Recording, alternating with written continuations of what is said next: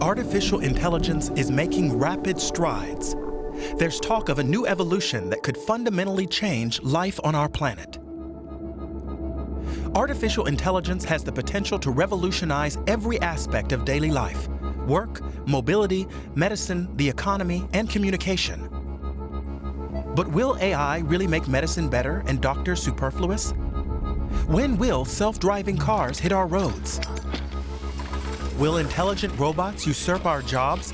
And are we heading for a dystopia with no privacy and total surveillance? What exactly is artificial intelligence, and how much can it really do? What will change, and what will remain pure fantasy? To answer these questions, we embarked on an exciting journey to meet the scientists working on our future in the US, Britain, Germany, and China.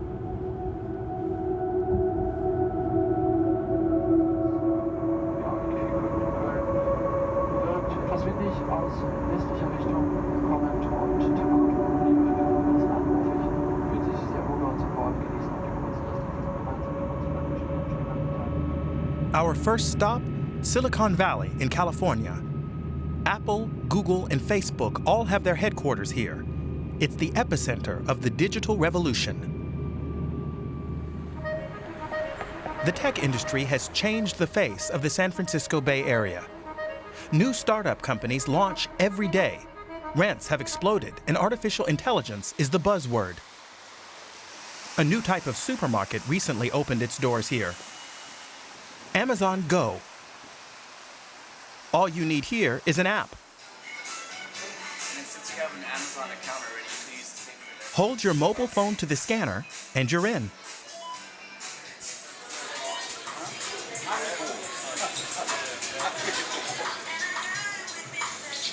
As Leonardo shows me Amazon's new menus and explains that the language assistant Alexa can help with the preparation at home, I'm under constant surveillance.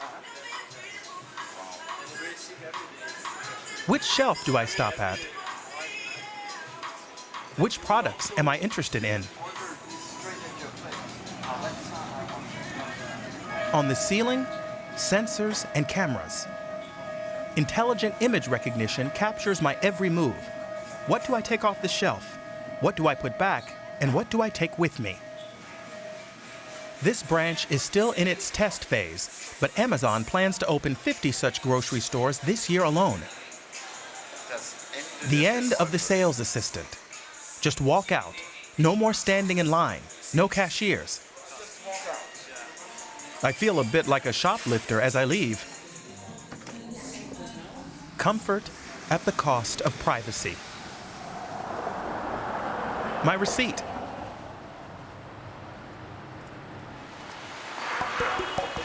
One block away, a robot cafe. Another test lab for the future. Order by app and touchscreen. The increasingly ubiquitous tools of trade.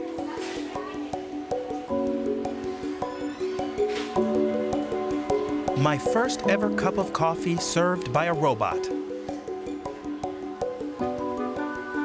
So this is the taste of the future. AI will change our shopping experience, but what will happen to employees?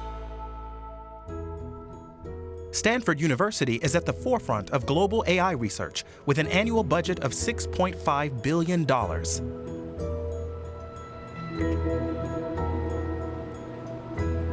I want to know, how will artificial intelligence change medicine?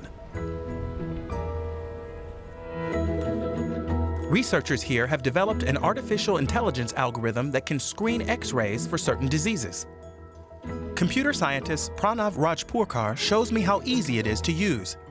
Take a picture of an X-ray with your mobile phone, upload the image, and a few seconds later, you get the diagnosis. It's a mass, and it's saying this thing over here is a possibly cancerous lesion. Ooh. And I can see that right over here. Okay, so it gives you, if I may have a look at it, now probabilities for pneumonia, a nodule, edema, effusion, and that goes bang. Yeah, Now, how does this work? I mean, how did you get to the point? We started with a large data set of chest x-rays, which were released by the NIH, and these contained x-rays and then also labels of different pathologies and whether they existed in those x-rays. So it might say, okay, here's an image, and on this image I have pathology 1, 2, and 3. And we had 100,000 of these images. So we trained a model that can take as an input an x-ray and then output the probability of several different pathologies on this x-ray. Artificial intelligence is modeled on the human brain, a gigantic network of almost 100 billion interconnected neurons.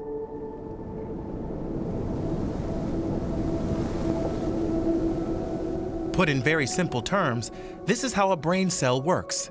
Incoming impulses are passed in a domino effect from one neuron to the next. The resulting circuit connects the neurons, and it is this circuit that artificial intelligence tries to simulate as a digital neural network.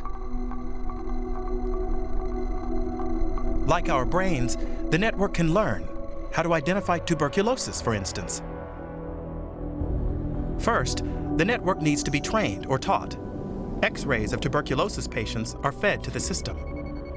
Initially, it struggles to correctly identify the condition. But every time an X-ray is fed in, the network's structure is adapted and its diagnostic ability improves. It takes thousands and thousands of clinical data sets to train the machine.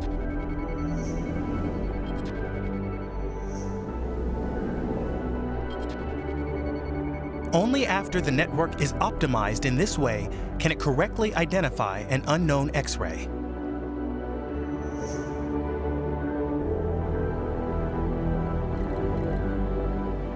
But how accurate is artificial intelligence compared to a doctor's expertise? We have actually done this test twice at this point. Once with a set of studies from the NIH data set that we had a group of radiologists label, and then we compared the accuracy of the model to the radiologists, and we found that they were very similar in terms of accuracy on most pathologies. On one of them, the model was outperforming the radiologists, and on 3 of them, the radiologists were outperforming the model. And then we repeated the experiment, this time using a data set from Stanford, which we recently released, which is 200,000 chest x-rays. And then we had a similar setup where we had 3 subspecialty radiologists. These are very uncommon, very trained radiologists to decide what the ground truth for a particular set of images was. And then we compared general radiologists to the algorithm at the task and found that they had similar levels of performance. So these are all Stanford radiologists, so they're trained. They should be good. Yeah. Reading X-rays accurately is a complicated process, but artificial intelligence is making fast progress. When it comes to identifying or recognizing simple images, computers have surpassed human accuracy.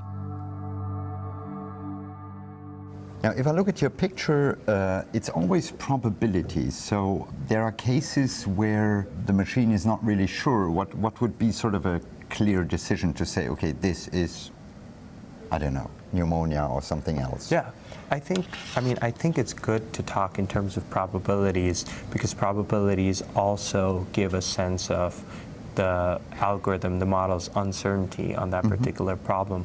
I think one difficulty with probabilities is that it does make it hard for humans to interpret. Like, what does a probability of 88% versus 92% mean in terms of the decision I should make in the clinic? And so I think in that sense, one of the things that we could experiment with doing in the future is, rather than showing probabilities that are so fine-grained, maybe we can show things like unlikely, or this pathology is likely, or this pathology is possible. In healthcare, artificial intelligence is powering a revolution. Scientists are using artificial intelligence algorithms to sift through seemingly banal data, such as the up and down motion of the steps we take every day. They're looking for conspicuous patterns that could serve as early warning signs of disease. Scientists in the English city of Birmingham are working on a revolutionary diagnostic method. To date, there are no specific tests to detect Parkinson's disease, making diagnosis difficult. AI could change that. Max Little is a mathematician at Aston University. Press Start Test to begin the recording.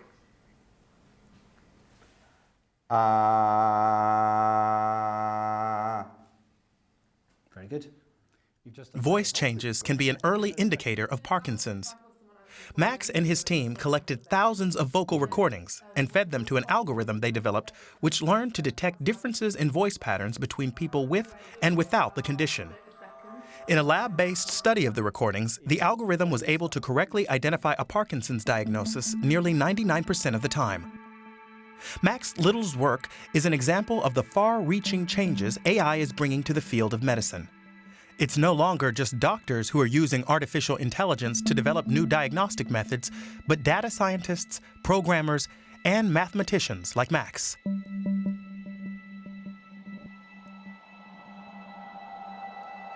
One example, when a person walks, sensors in their smartphone register the up and down motion of their gait. But what information can be gleaned from such data? If we measured a pattern of someone's walking behavior, then someone who's healthy we might measure the accelerometer to look like that. Okay, so it's just the sort of movement he would have here. Yeah, their hips going up and down regularly, that kind of thing, along with their pace.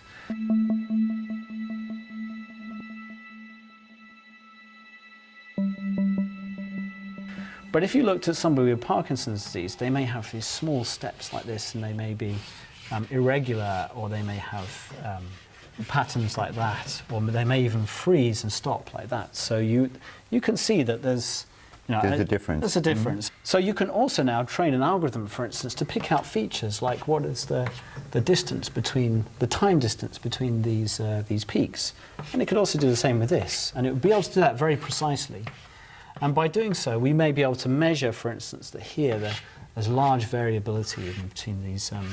The advantage of the algorithm really comes when, for instance, you might have somebody who measures a pattern which looks like this, and there might just be one small change, perhaps, that occurs, very, very, maybe not like that, but sort of, some very small variation. That's right, in the sequence of these, in the timing of these events.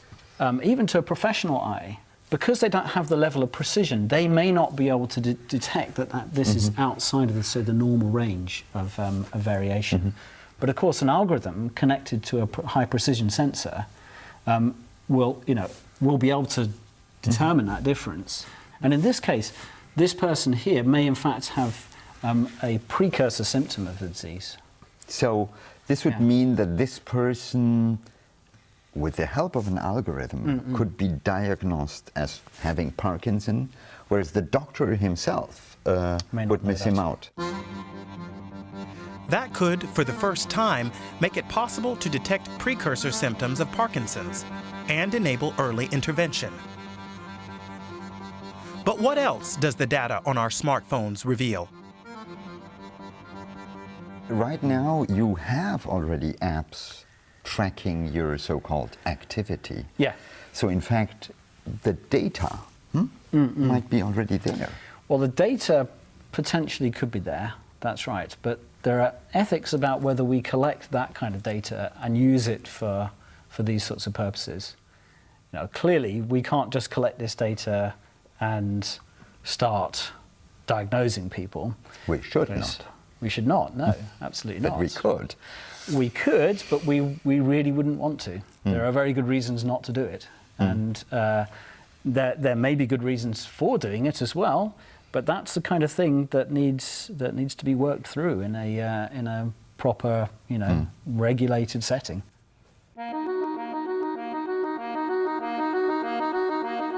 After our interview, Max Little tells me he's received several lucrative offers to join tech giants who smell new business opportunities. He turned them down. Artificial intelligence will undoubtedly improve doctors' abilities to detect and diagnose disease. But amid all the opportunities AI offers, there's an urgent need for regulation.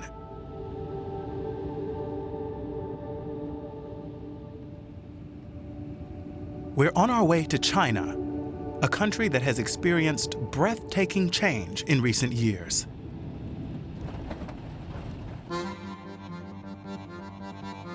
Its capital, Beijing, is buzzing. The whole country is hungry for progress and is on a fast track to the future. Time seems to move faster here. By the year 2030, China aims to be the global leader in the field of artificial intelligence. And there's a lot to indicate it will meet that goal, because the government has bankrolled subsidy programs worth billions of euros.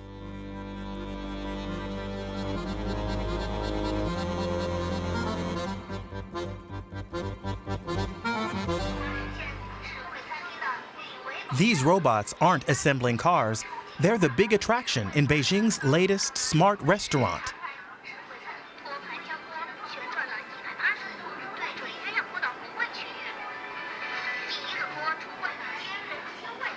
AI in the kitchen and automated waiters.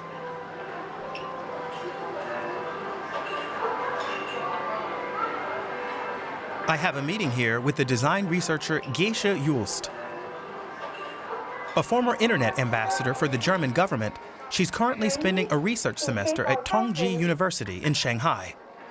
I ask her about her impressions of China. There's this real hunger in the city, and it's super fun to talk to young people because they want to be the motors of change. They work day and night.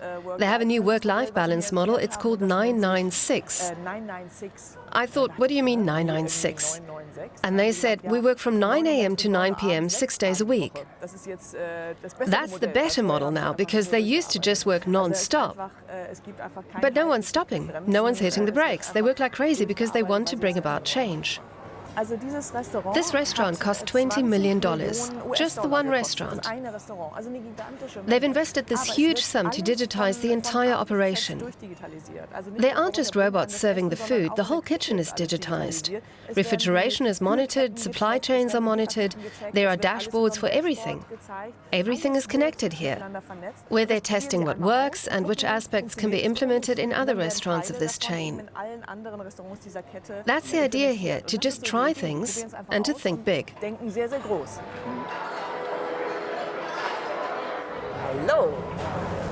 Hi.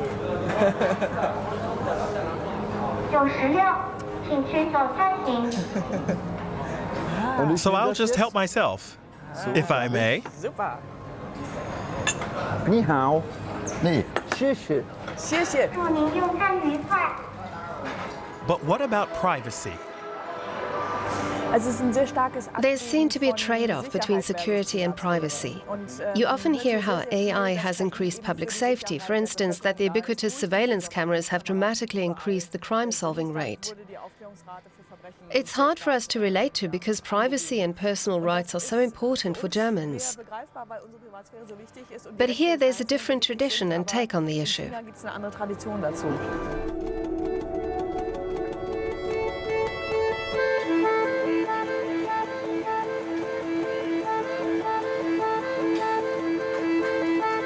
I'm fascinated by China, but it also puzzles me.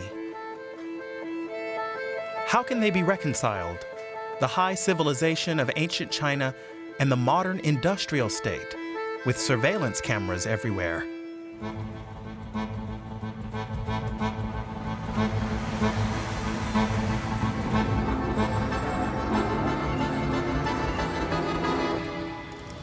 The Longgan district in Shenzhen.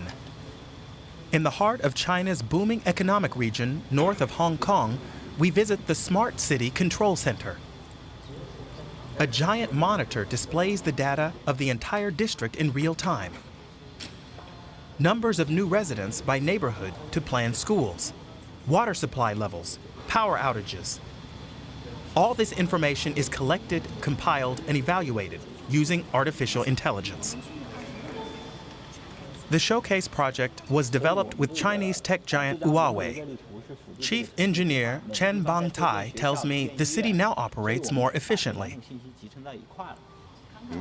Okay. So what you're doing here is urban planning. Yes. The systems are a big help. These are hospital beds. Right now, there are 15,000 doctors and nurses and 7,600 beds. So is Shenzhen currently healthy or sick?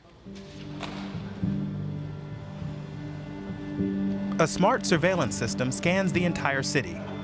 Illegal structures, like this one on a roof, are quickly identified and demolished.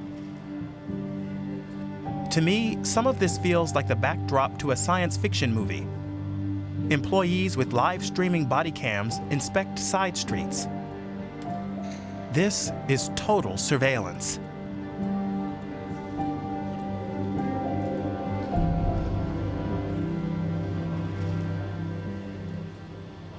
Chen shows me how cameras installed in restaurant kitchens even keep tabs on cleanliness.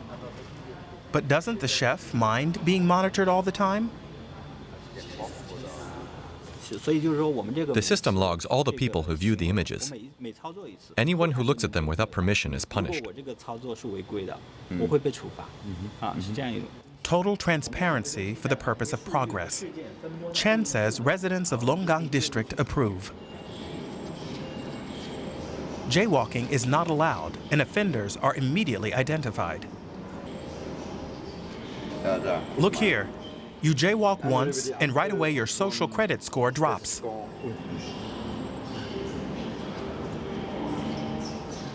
This degree of surveillance is unthinkable in the West. But here in China, they take a different view and say it's driven a drop in crime. What does it say here? Male youth without glasses. Youth? Yes, suddenly you're a youth. I love Chinese facial recognition. Youth. A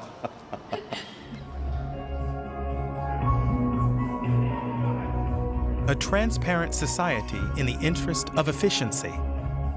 Some of this appears useful, but do we really want to measure, control, and analyze everything just because it's technically possible?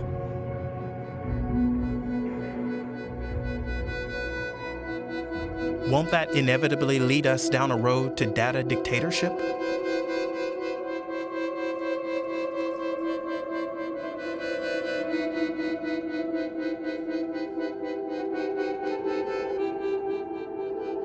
Maybe trust is better than smart control.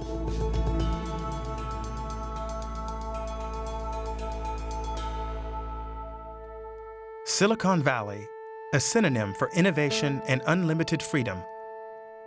The biggest players in the field of AI are based here, but their headquarters are hidden behind inconspicuous low-rise buildings. Facebook. We use their services, entrust them with our data, but the company is impervious to the public. A selfie at the entrance gate is just about tolerated. Next door at Apple, the visitor center's 3D model of the campus is as close as non-employees can get to the new building. What's going on inside? It's all confidential. We want to visit Google here in California and requested an interview weeks before our arrival. But all we get are stalling tactics. Like these visitors, Google leaves us out in the cold. Apart from a small store, this is the only visitor highlight accessible to the public. These Android lawn statues are even a designated location on Google Maps. Welcome to Google. Google steht erneut im Visier der EU-Wettbewerbshüter. Facebook have refused to answer questions. Les personnels chez Facebook. The European Union handing Google a $2.7 billion antitrust fine. These companies command growing power over our daily lives and growing political influence. Google spends more than €6 million a year lobbying Brussels alone. The EU's Transparency Register lists more than 200 meetings with Google representatives since 2014. Google is the busiest lobbyist in Brussels.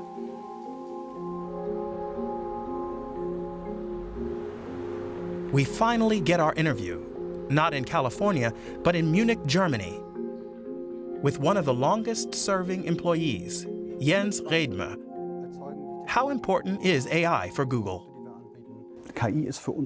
AI is so important to us that 2 years ago, we rebranded our entire research division to Google AI. AI drives a significant part of our product development.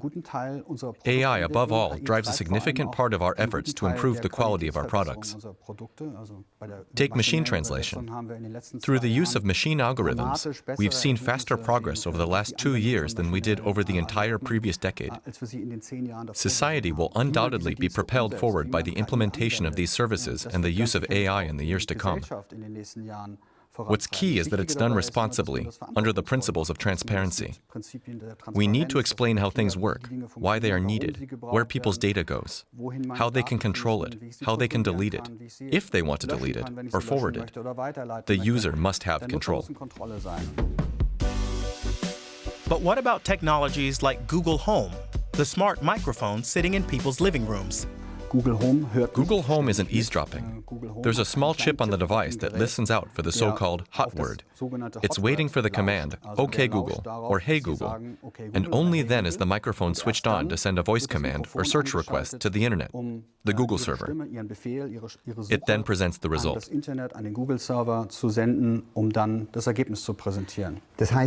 So, as a science reporter, I'm naturally curious about the future. There's this patent application from September 2016. Google's application gives a detailed account of what can be deduced from household noises, how long we brush our teeth, whether we argue, or whether a housemate is ill. It's much more about capturing atmosphere and habits than words, and it's a Google patent application that anyone can look up. I don't know anything about this particular patent application. We have a whole series of patent applications every year. Most of them are imaginary, fictitious services, which, like in many other companies, are never translated into real services. So I can't say anything about this particular patent at this point.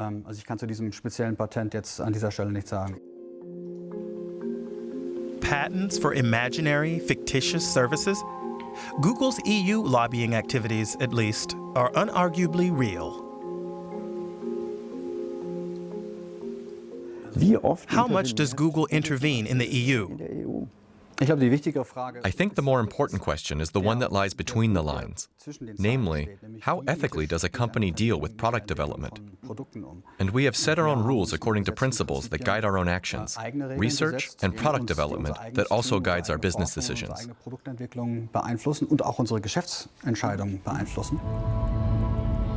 On its home turf in the United States, Google is facing mounting political pressure. In Washington, we meet Barry Lin, head of the think tank Open Market Institute. He warns of the dangers posed by tech giants' influence. We need to know in our society that the people who bring information to the public sphere, who talk to the press, who talk to our representatives in Congress, that they represent their own selves, that they're speaking in their own name and not for someone else, that they're not stooges, that they're not puppets. And the fact is today, our society, this is true here in Washington, it's true in Europe, our society is filled with puppets, with stooges who represent the interests of Google and Facebook and Amazon. Given big tech's monopoly power, calls for regulation are growing louder in Washington. When you have a monopoly, whether it's over retail, whether it's over search, then it means that the public doesn't actually have the ability to understand how that information is being used, how that power is being used. Monopoly per se, unless it is regulated closely by the public, is a danger. Google means to take over the world. They mean to direct our thoughts, between person and person, our communications between person and person, our dealings in business between person and corporation. They mean to direct everything that they can. They want to know what's going on in our thermostats in our houses. They want to know what we're watching on TV. They are at a level of hubris that even the Stalinists could never have imagined pushing for. Google, Facebook, Amazon. Will the influence of tech giants continue to grow? What can be done to rein in their monopolies? One thing is clear. Artificial intelligence is consolidating their grip on power. There's an urgent need to rethink antitrust policy. Mobility is another area in which AI is powering the march of innovation. In the near future, it could put self-driving cars on city roads. But how realistic is this vision? We've come to Boston, to the prestigious Massachusetts Institute of Technology. Sertaç Karaman is a leading expert in the field of self-driving cars. He and his team are working on prototype autonomous vehicles.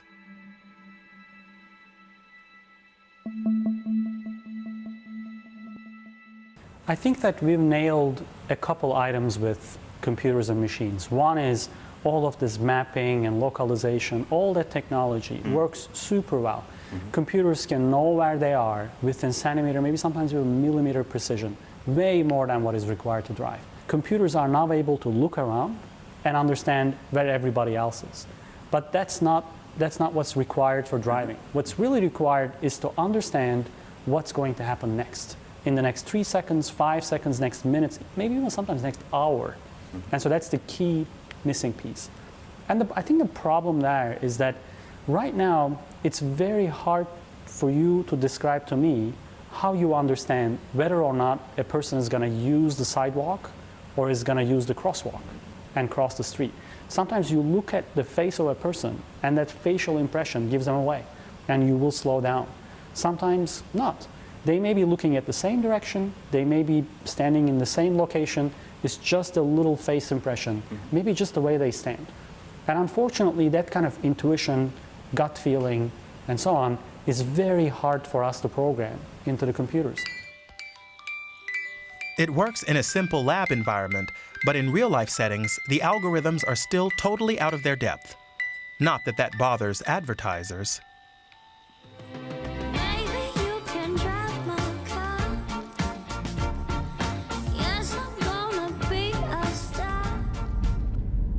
Our test drives were nothing but a series of glitches.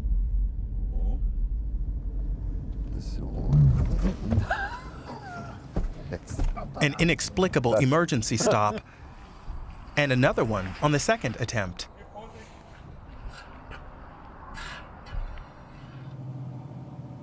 The sensors on this vehicle were overtaxed by a car parked on the curb.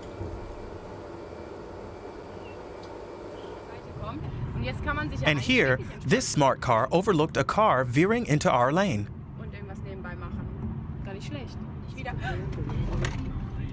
Well, that didn't work.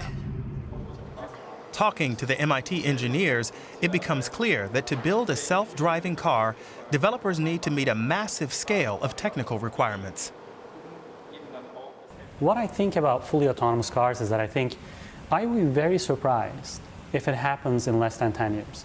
Also, I will be very surprised, I'm a big believer, I'd be very surprised if it doesn't happen in 20, 30 years. I think it will happen at some point. But I do think that people really underestimate the kind of technology required to be built to make your car fully autonomous under every condition, every circumstance, every whatsoever. That's the very hard part.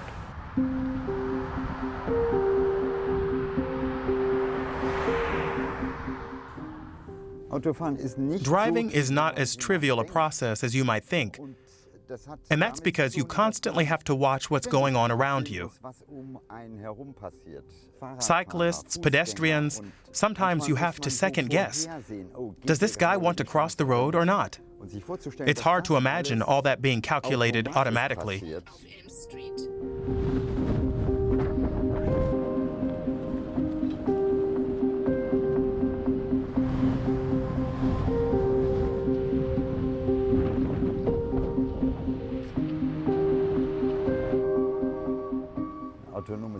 A self-driving vehicle would have to be able to deal with all of this too. Here we have a truck doing a three-point turn. I may have to back up now if he doesn't make it.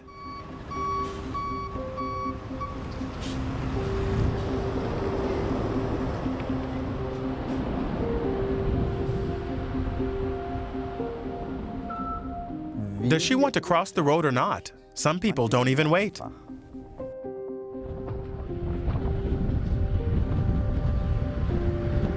The fully autonomous car is a distant dream, but driver assistance systems are already making our roads safer.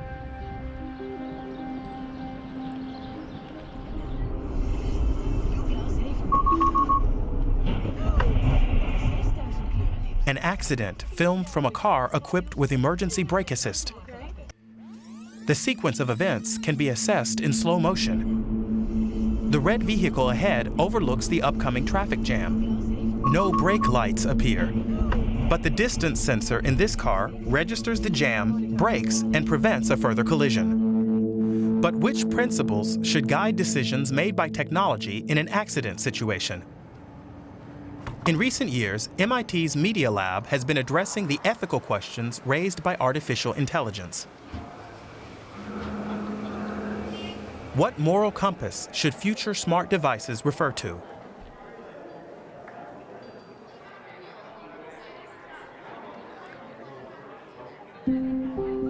Iyad Ravan is one of the world's leading experts on such issues. He and his team developed a survey called The Moral Machine to explore ethics for programming autonomous vehicles, like in the event of an accident. Most of the time, people don't remember anything and people have no time to react. Everything happens very quickly, so they just are surprised. Maybe they see something in front of them and they just swerve in some random direction, or maybe they just freak out and press the brakes. So you cannot expect a human being to do the right thing in that small exactly in such a small time scale, unless they made a decision beforehand, like did they drink and drive, or did they know that they were going to cross a red light? Then you blame them, but otherwise you can't really blame the human. But with a machine, because of the speed of the electronics, because the autonomous car is evaluating the environment, millions of times per second, then time goes much slower for the machine, and it's able to recalculate the situation and maybe recalculate the strategy. And this is where we can make a potentially better judgment than whatever random choice the human used to make in this situation.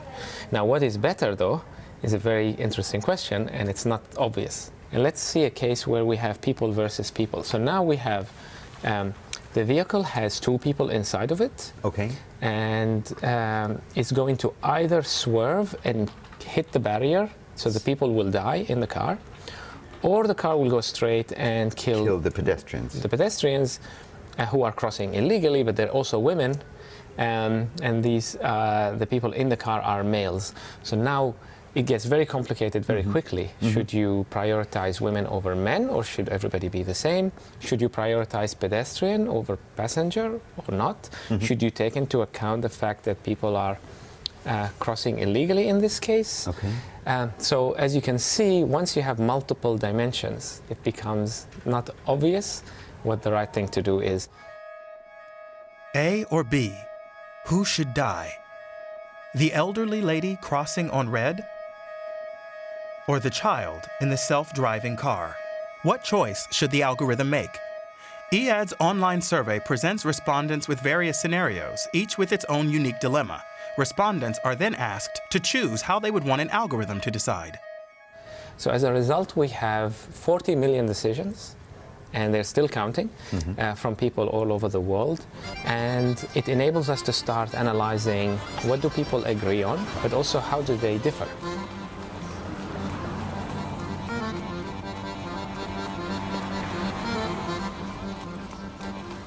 So does our culture influence our moral judgments? People always agree on saving more lives, saving children, saving people who cross legally over people who don't cross legally, and so on. The most interesting part is you could pick a country like Germany. Yes, and you could see how they compare to the global average. You could see... okay. So the status is not really important, but what you can see in Germany is preferring inaction. Yeah, so if you don't have to, if you prefer to just go straight. Yes. Which is the default. Don't take a decision. Exactly. This means Germans don't like to take a decision? Yes.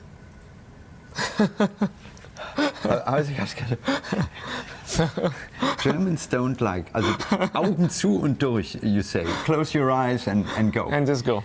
So this means, in other words, you can see a bit the acceptance of technology taking a decision, and the more you say inaction means well, the car goes straight. Yeah. Okay. Fate. A comparison of Germany and France reveals cultural differences. The French tend to favor sparing women, and there's a stronger focus on children. And contrary to Germans, the French don't want to leave things to fate. They want the machine to make the decision. And the machine is kind of a mirror. For the first time, something that you did subconsciously or maybe instinctively, in the case of an accident, you just act randomly. Now you have to make a conscious choice, and the machine is forcing you to make a choice, right? You cannot hand wave it, because in the end you have to program something. Driverless cars aren't yet ready for the road, and ethical questions still abound. Artificial intelligence harbors immense potential to benefit daily life, medicine, or mobility. But we also need to look beyond the technical possibilities. What aim does such progress serve? It's a question artificial intelligence algorithms can't answer. Only humankind can do that.